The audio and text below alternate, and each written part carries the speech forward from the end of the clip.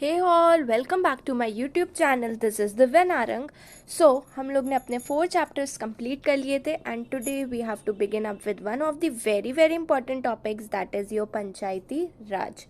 Okay, शुरू करने से पहले अब देखिए, आप लोग ने डेमोक्रेटिक गवर्नमेंट के बारे में पढ़ लिया आपने और भी चीज़ें समझी हैं, करेक्ट। हमें अपनी सरकार, हमारी जो सरकार बनती है, करेक्ट, उसको सरकार जब हमारी बनती है इंडिया के लिए, जैसे मोदी जी हैं अभी करेंटली, तो he is responsible, like he and other ministers are responsible हमारे नेशन के लिए, हमारी चीज़ों के लिए। बट लास्ट टाइम भी मैंने बताया था कि पर क्या वो लोग एक स्टेट लेवल या फिर एक रूरल लेवल, लोकल लेवल के लिए भी रिस्पॉन्सिबल उतने होंगे? क्या उन्हें पता होगा कि एक गांव में लाइट की प्रॉब्लम है तो क्या वो उसको आके फटाक से देखेंगे? नहीं।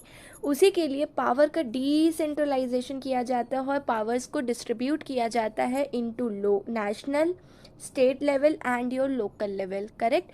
तो जब भी लोकल लेवल की बात आती है तो वहाँ पे लोकल अथॉरिटीज़ होती हैं, जहाँ पे हम बात करते हैं पंचायत और म्यूनिसपैलिटीज़ की, करेक्ट। तो वहीं से कॉन्सेप्ट आता है कि जो हमारी लोकल अथॉरिटीज़ है, जो हमारी डिसेंट्रलाइजेशन ऑफ पावर हुई है, तो उसमें हमारी हमारी चीज़ों को सही से चलाने के लिए we have a Panchayati Raj system, correct. Panchayati Raj system की हम जब भी बात करते हैं तो हम सबसे पहली बात करते हैं ग्राम सभा की, ठीक है। ग्राम सभा ही हमारी एक बेसिक जहाँ से शुरू होता है, ठीक है। अब हमारे जब भी इलेक्शंस होते हैं, करेक्ट, तो क्या होता है, जब हमारे लोग इलेक्ट हो जाते हैं उसके बाद हमारे पास क्या होता है, हमें ये नहीं, हमने मोदी जी को इलेक्ट करा, हमने बीजेपी सरकार को इलेक्ट करा, that was our decision, correct. That what we did, we vote, ये हमारा हमारा हक था, हमने वोट किया। हमारे मिनिस्टर्स और हमारे जो इलेक्टेड रिप्रेजेंटेटिव्स थे वो इलेक्ट हुए, वहाँ से जैसे हमारे प्राइम मिनिस्टर मोदी जी बन गए, ठीक है। He would be deciding and doing every things, but हमें नहीं पता है ना, हम उनसे क्वेश्चन, हम जाके 1 to 1 नहीं पूछेंगे कि अरे आपने ये लॉ क्यों निकाला, नहीं। We are not that much answerable या questionable, we can get, but directly नहीं मिलता। So that's why we have a indirect form of democracy, correct.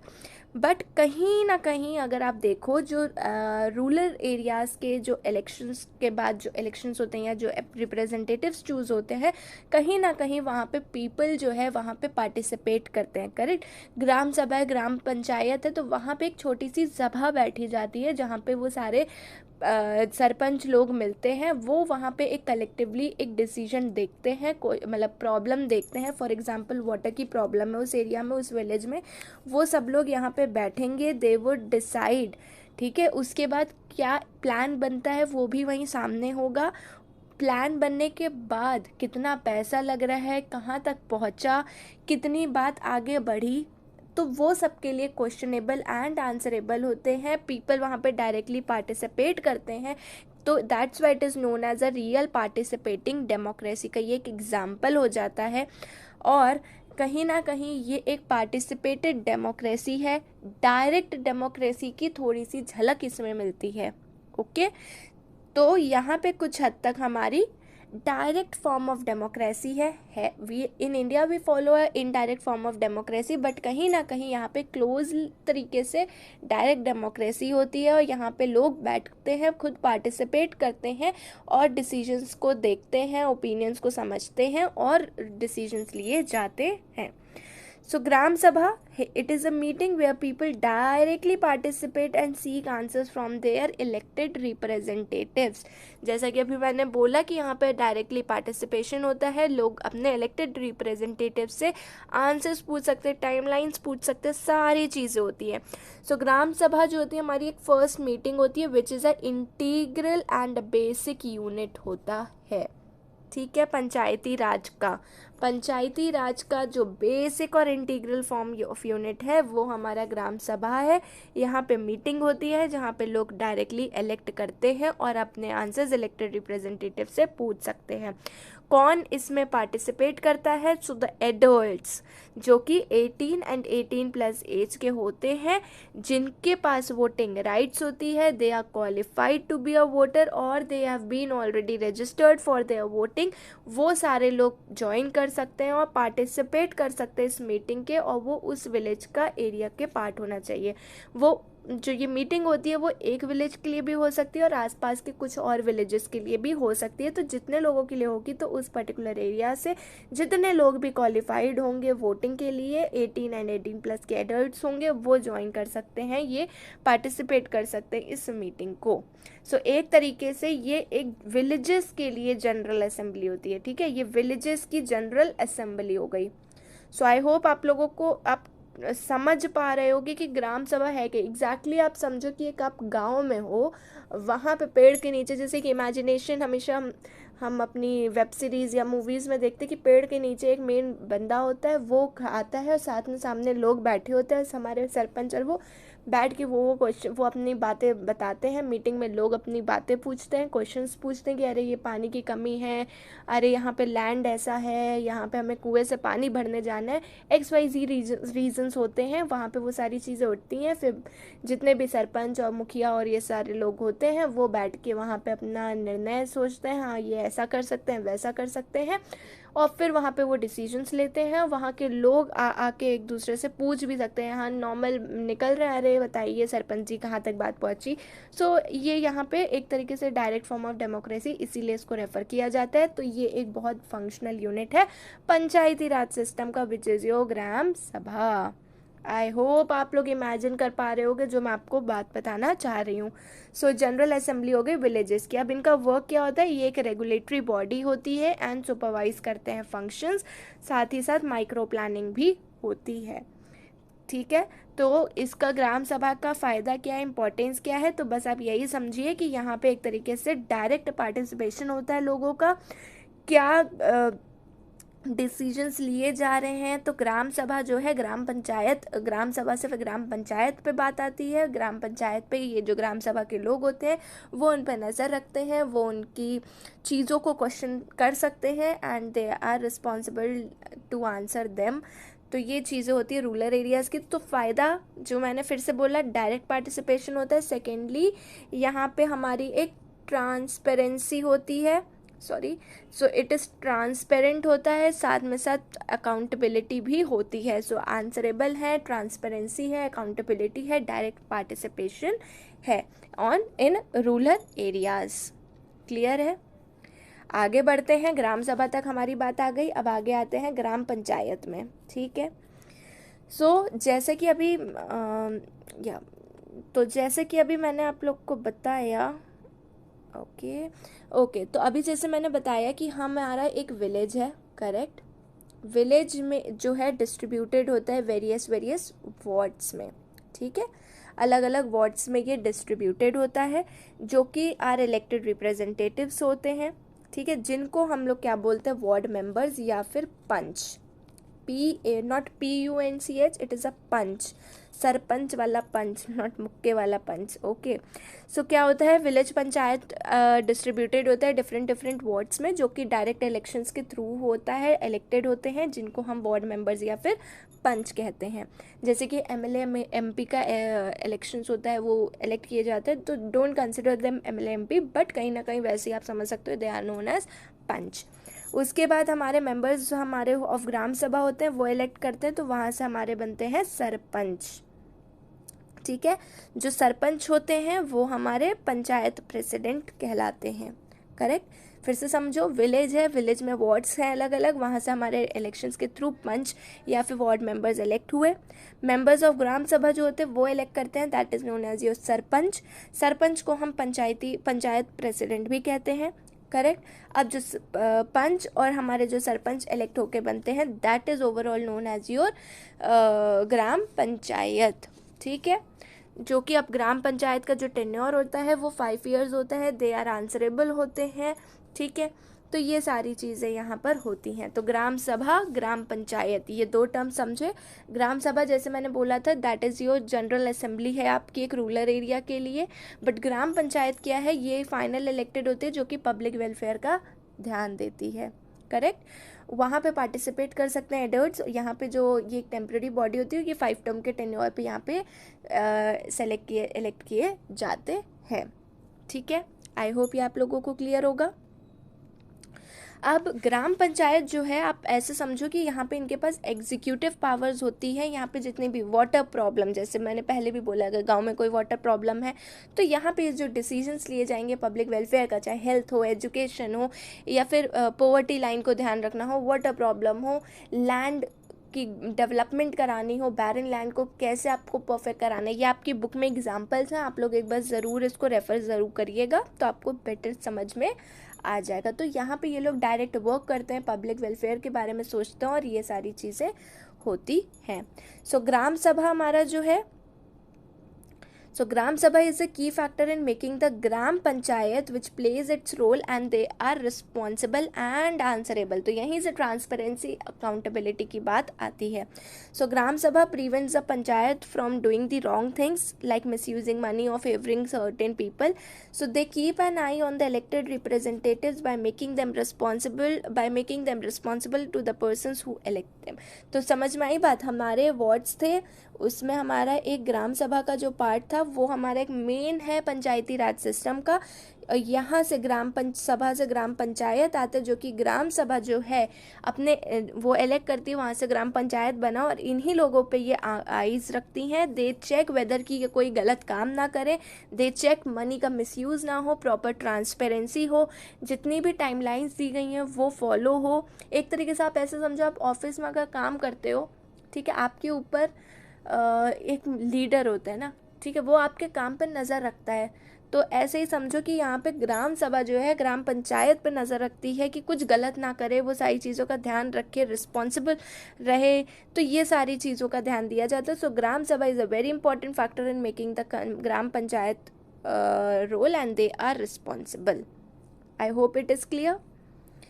आगे यही चीज़ फिर से यहाँ पर है जो अभी मैंने आप लोग को पहले बताई थी, जो शॉर्ट में मैंने समझाया था कि panch that is your ward members, ये ऑर्डर ऑफ प्रेसिडेंस है. ठीक है, तो panch they have been elect. उसके बाद हमारा सरपंच आता है जो कि इलेक्टेड बाय द ग्राम सभा. ग्राम सभा के बाद आता है ग्राम पंचायत जिनका टेन्योर 5 years होता है. So they are secretary to the gram panchayat as well as the gram sabha. ठीक है, तो बहुत सेक्रेटरीज के लिए रिस्पॉन्सिबल होते हैं. They are not elected but appointed by the government.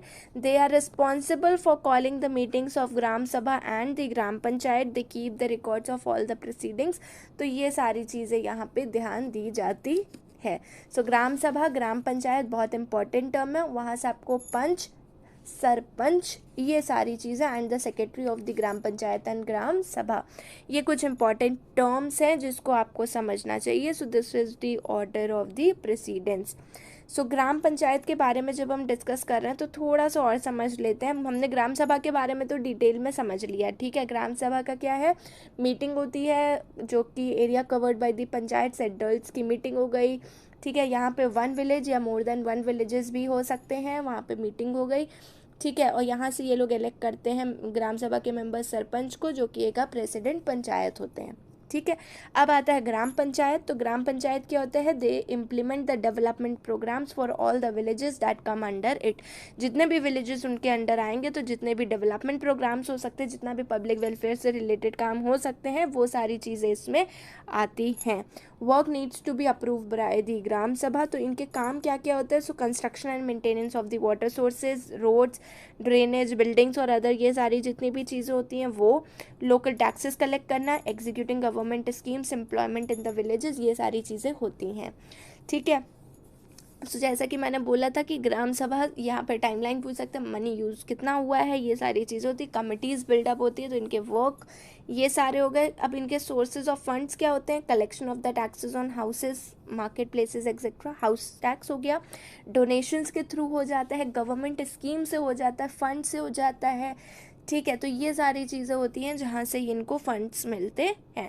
So collection of the taxes on houses, market places, government scheme funds receive through various departments of the government that is through your जिला panchayat and donations. तो यहाँ सारी चीज़ों से हमारे सारे काम होते हैं. फंड्स, टैक्सेस, स्कीम्स, कमेटी होती है, गवर्नमेंट स्कीम्स, ये सारी चीज़ों से हमारे यहाँ पे ग्राम पंचायत के सोर्सेज, फंड्स के सोर्सेज होते हैं. इनका रोल समझ में आ गया, इनका काम समझ में आ गया, ग्राम पंचायत है कौन वो हमें समझ में आ गया. ठीक है, अब वहीं से आता है हमारा कॉन्सेप्ट तो हम चल ही रहे, बट इससे हमारा लेवल्स ऑफ पंचायती राज भी यहाँ पे हमारी डिस्ट्रीब्यूट हो जाती है. सो इसमें अब हमें देख लेते हैं।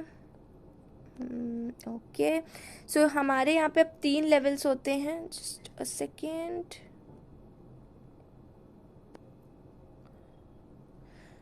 ओके, सो यहाँ पे जो लेवल्स ऑफ पंचायती राज होता है, अगेन ये 3 टायर सिस्टम होता है, जहाँ पे हमारा जो बेसिक और लो सबसे नीचे जो होता है वो होता है ग्राम पंचायत, जो कि एग्जीक्यूटिव आर्म होता है ग्राम सभा। मतलब ये एक तरीके से रूरल एरिया जहाँ पे ग्राम सभा ग्राम सभा प्लस ग्राम पंचायत का रोल होता है।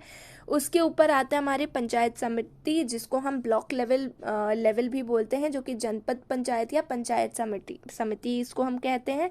और उनके ऊपर जो हाईएस्ट लेवल होती है डिस्ट्रिक्ट लेवल की, वो होती है ज़िला या फिर डिस्ट्रिक्ट परिषद, जो कि सबसे मोस्ट पावरफुल है, जहाँ पे सारे काम है। तो पंचायती राज कह लो या gram panchayat, that is your first level होता है हमारा। ठीक है, उसके बाद ये आगे 2 लेवल्स में डिस्ट्रीब्यूटेड होता है, पंचायत समिति और ज़िला परिषद। तो ज़िला परिषद जो होता है, ये जितने भी डिस्ट्रिक्ट लेवल पे हमारे डेवलपमेंट प्लान्स बनने हों, जितने भी डिसीजंस लेने हों, जितने भी हमारे मनी को डिस्ट्रीब्यूट प्लान रेगुलेट करना हो, जितने प्लान्स बनने हो, वो सब जाता है ज़िला या फिर डिस्ट्रिक्ट परिषद में, जो कि हमारे हाईएस्ट पावर होती है।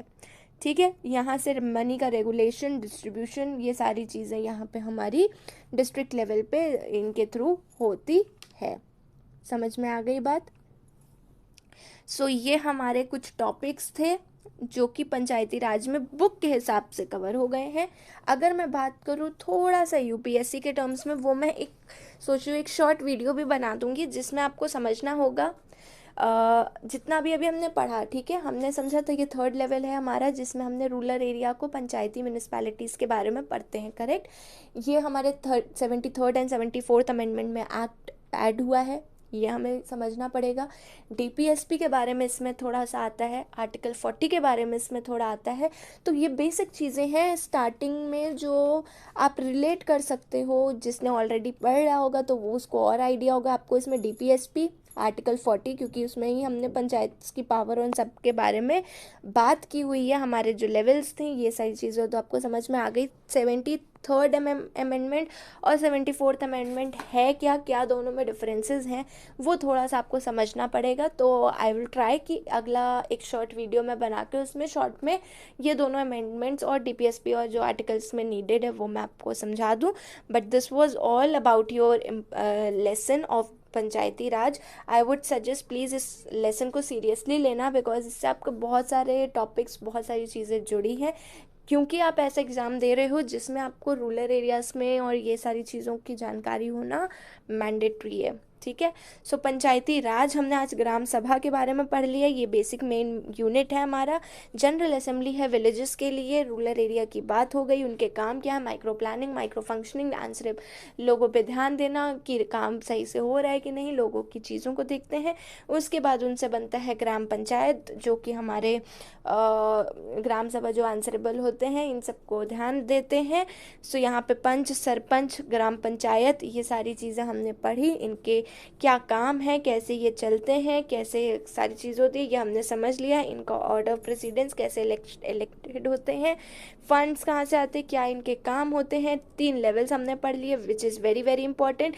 सबसे हाईएस्ट पावर वाला जो डिस्ट्रिक्ट लेवल पे होगा, that is known as your zila या डिस्ट्रिक्ट परिषद होता है, जो कि सारा का सारा आपकी चीज़ों का ध्यान देता है, मनी को रेगुलेट करने से लेके क्या लॉज बनने हैं, कैसे होना है, इम्प्लीमेंटेशन कैसे होना है, कैसे प्लानिंग होनी है, ये सारी चीज़ें जाती हैं डिस्ट्रिक्ट लेवल में, दैट इज़ योर ज़िला परिषद। उसके नीचे आते हैं पंचायत समिति, जो कि एक ब्लॉक लेवल होती है, और उनके अंडर होते हैं हमारे ग्राम सभा यानी ग्राम पंचायत, जो कि एग्जीक्यूटिव आर्म होता है। यहीं पे हमारा ये आज का टॉपिक होता है ख़त्म, और मिलेंगे हम नेक्स्ट लेसन में जल्दी। बट आई विल ट्राई, वो लेसन स्टार्ट करने से पहले मैं आप लोगों को ये 2 अमेंडमेंट्स के बारे में शॉर्ट लेसन ही भले दूँ, भले एक शॉर्ट ही हो, बट आप लोग को आइडिया हो जाएगा, क्योंकि आप लोग ये सारी चीज़ें लास्ट के लिए छोड़ोगे, so it would be like कितना याद कर लोगे, आर्टिकल्स कितना याद कर लोगे ना। करेक्ट, हमने लास्ट टाइम जब डिस्क्रिमिनेशन पढ़ा तो हमने वहीं पे ही आर्टिकल पढ़ लिया अनटचेबिलिटी का, थोड़ा आप लोग को याद रहेगा कि हाँ ये मैंने पढ़ा था, इक्वालिटी पढ़ी तो हमने उससे रिलेटेड बात कर ली। तो ऐसे ही आप थोड़ा थोड़ा यूपीएससी को जोड़ो, थोड़ा थोड़ा आप एनसीईआरटी को जोड़ो, so your lesson and your understanding and your learning power will be increased. So I hope आप लोगों को ये लेसन समझ आया होगा। Please take this lesson seriously, again I am repeating the same thing, please take this lesson seriously और इसको अच्छे से डेप्थ में पढ़ना। बट अभी के लिए बेसिक इतना ही था। Will meet you in the next lesson, bye bye, will meet you very soon. So stay tuned, keep learning, keep watching, have a wonderful day. Bye bye.